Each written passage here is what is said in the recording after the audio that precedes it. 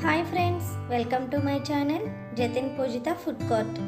ఈరోజు నేను చేయబోయే రెసిపీ ఎగ్ బుర్జీ. ఇది రైస్లోకి చపాతీలోకి చాలా టేస్టీగా ఉంటుంది. ముందుగా స్టవ్ వెలిగించి కడాయి పెట్టుకోవాలి. దానిలో 3 టేబుల్ స్పూన్స్ ఆయిల్ వేసుకోవాలి.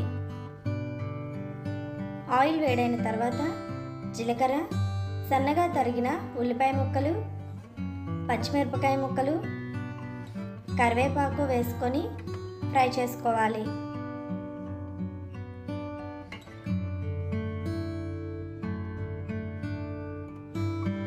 ఇవి ఫ్రై అయ్యేలోపు వేరొక స్టవ్ వెలిగించి పాన్ పెట్టుకోవాలి.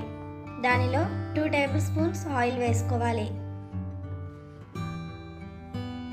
ఆయిల్ వేడైన తర్వాత ఎగ్స్ని వేసుకొని ఫ్రై చేసుకోవాలి.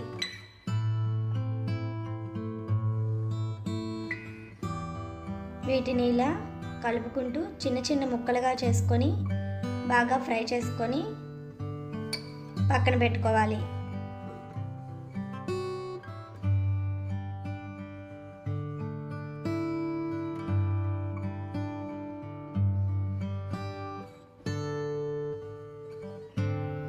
ఇప్పుడు ఆనియన్స్ ఇలా ఫ్రై అయిన తర్వాత 1 టేబుల్ స్పూన్ అల్లం వెల్లుల్లి పేస్ట్ వేసుకొని పచ్చివాసన పోయేంత వరకు ఫ్రై చేసుకోవాలి.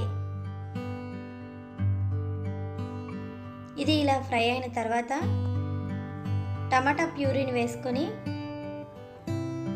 దానిలో 1/2 టేబుల్ స్పూన్ పసుపు, రుచికి సరిపడినంత ఉప్పు వేసుకొని బాగా కలుపుకొని ఫ్రై అవ్వనివ్వాలి.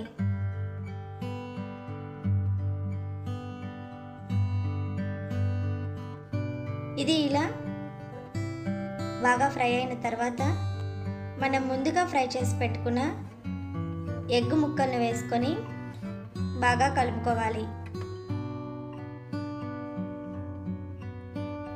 ఇప్పుడు దానిలో 1/2 టేబుల్ స్పూన్ ధనియాల పొడి, 1/2 table spoon garam masala, 1.5 table spoon కారం వేసుకొని బాగా కలుపుకోవాలి. ఇలా కలుపుకొని మూత పెట్టి 10 నిమిషాలు మగ్గించుకోవాలి. ఇలా ఆయిల్ మొత్తం పైకి తేరుకునేంత వరకు మగ్గిన తర్వాత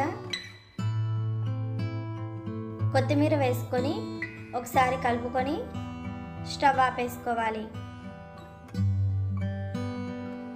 ఇప్పుడు ఒక సర్వింగ్ బౌల్ తీసుకొని దానిలోకి సర్వ్ చేసుకొని కొత్తిమీరతో గార్నిష్ చేసుకోవాలి. అంతే ఫ్రెండ్స్, ఎంతో రుచికరమైన ఎగ్ బుర్జీ రెడీ.